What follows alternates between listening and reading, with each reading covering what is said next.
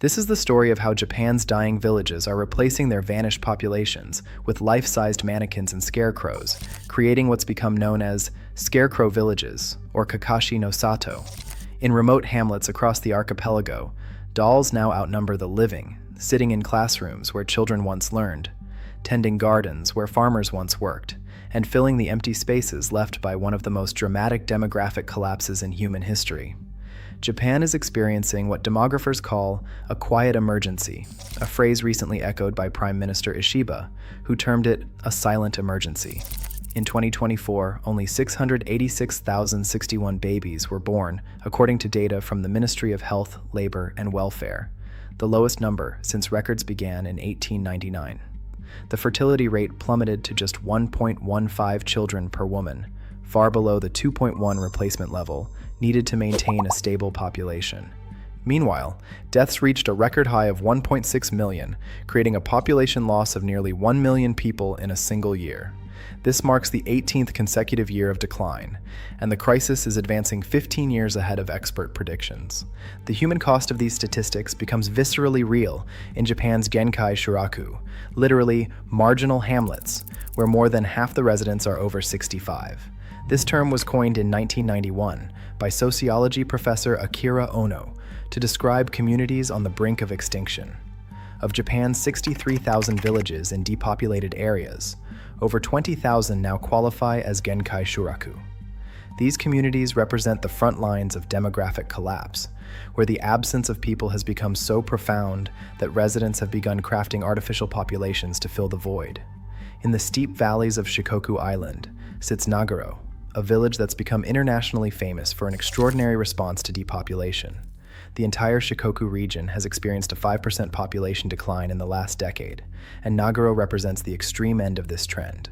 What was once home to 300 people now houses just 30 living residents, but they share their space with over 400 life-size scarecrows that outnumber humans 10 to 1.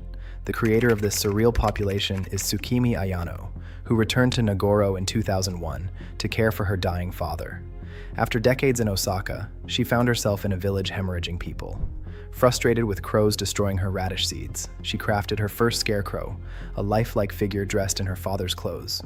The resemblance was so striking that neighbors began conversations with the motionless figure, mistaking it for her father working in the fields. This accidental success sparked an obsession. Ayano has since created over 400 scarecrows, carefully constructing each one by hand. She starts with an expressive face, builds a wooden frame wrapped in 80 sheets of newspaper, and finishes with donated clothes and shoes. These figures populate the entire village, sitting at bus stops, working in gardens, even filling the abandoned elementary school that closed in 2012. Her work was later documented in Fritz Schumann's film, The Valley of Dolls, which brought international attention to Nagoro. The school represents perhaps the most poignant installation. In one classroom, 2 child scarecrows are self-portraits, created by the last 2 students to attend, dressed in their own clothes before they left for city schools. There's even a whimsical Scarecrow Village Register, maintained by the local tourism board, listing each doll's identity and personality, including a mayor scarecrow, described as wearing a navy blue Armani power suit. Ayano's most special creation sits in her living room, an effigy of her deceased mother, who watches over her with graceful eyes. She's a grandmother who passed away 2 years ago, Ayano explains, but she used to sit like that in front of the house, so I made the figure exactly like her. She speaks to this figure daily, maintaining a conversation with memory made manifest. The phenomenon extends beyond Nagoro. In Ichinono, a village of fewer than 60 people north of Osaka, residents have created their own population of life-sized puppets. Some ride swings, others push firewood carts, all smiling eerily at the occasional visitor. We're probably outnumbered by puppets, admits 88-year-old widow Hisayo Yamazaki. Ichinono recently experienced a miracle, the birth of 2-year-old Kuranosuke Kato, the first baby born in the village in 20 years. His parents, Rie and Toshiki Kato, moved from Osaka during the COVID pandemic when remote work became possible, but their hope is tinged with isolation. There are no kids in this village that are the same age as my daughter, notes 29-year-old Yuta Sato, another newcomer. So when she goes to school, she will have no classmates. The stories of individual villages reflect a national catastrophe, predicted in shocking detail by the 2014 Masuda Report. Named after politician Hiroya Masuda and produced by the Japan Policy Council, this study warned that 896 municipalities, what it termed Shometsu Kanose Toshi, or municipalities at risk of vanishing, risked extinction by 2040.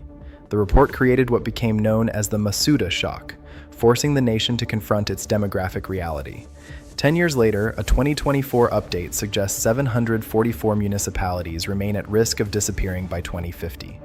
These aren't abstract projections. They represent places like Nanmoku, located 70 miles northwest of Tokyo, and officially Japan's most aged village. 2/3 of Nanmoku's residents are over 65. The population has collapsed from 11,000 in 1955 to about 1,500 today. At this rate of decline, the village could be empty within a decade. Yet Nanmoku reveals the complex reality behind the statistics. A 2018 health survey found that elderly residents there walk faster, grip stronger, and suffer less dementia than seniors elsewhere in Japan. 90-year-old farmer Hachiro Koganezawa embodies this resilience. Because of the farmer's spirit, we don't retire. That spirit, that we work until we die, has been planted in us for generations. Some young people are choosing to move to these dying communities. 24-year-old Satomi Oigawa left Tokyo for Nanmoku, explaining, "I felt like my relations with people in Tokyo were too shallow and broad, so from a young age, I really wanted to live in the countryside." But newcomers face resistance. As Yuta Sato observes, some people say that instead of throwing money around to attract immigrants, they should spend it on people already living in the village. The mannequin phenomenon represents more than artistic expression or tourism attraction. It's a form of collective grief made visible. In Ichinono, Hisao Yamazaki reflects on the exodus that created the current crisis. "We were afraid they would become unmarriageable if they remained stuck in a remote place like this, so children were encouraged to attend city colleges. Out they went, and they never came back, getting jobs elsewhere. We're now paying the price." This pattern repeated across rural Japan as families sent their brightest children to urban universities, only to see them absorbed by city life forever. The villages that sacrificed their young for their children's opportunities now face extinction, their investment in education having become their demographic death sentence. The Japanese government has committed $23 billion over 3 years to boost birth rates through expanded child allowances, subsidized fertility treatments, and workplace reforms. Prime Minister Sanai Takaichi established a population strategy headquarters in November 2025, calling the crisis the country's biggest problem. But these efforts may be too late. Experts predict Japan could record fewer than 670,000 births in 2025, with the population projected to fall to 87 million by 2070, when 4 in 10 people will be over 65. The mannequins and scarecrows that populate these villages serve as monuments to a vanishing way of life. They represent not just the people who have died, but the children who were never born, the families who moved away, and the communities that chose urban prosperity over rural continuity.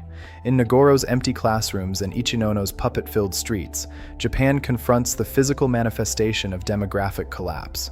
As Ichiro Sawayama, head of Ichinono's governing body, grimly observes, "If the village is left as it is now, the only thing that awaits us is extinction." The mannequins that populate these communities may be Japan's attempt to deny that reality, or perhaps, more poignantly, to give physical form to the ghosts of what once was and what might have been. In villages where dolls outnumber the living, Japan has created inadvertent museums of its demographic crisis, where artificial people stand eternal vigil over the slow death of rural communities.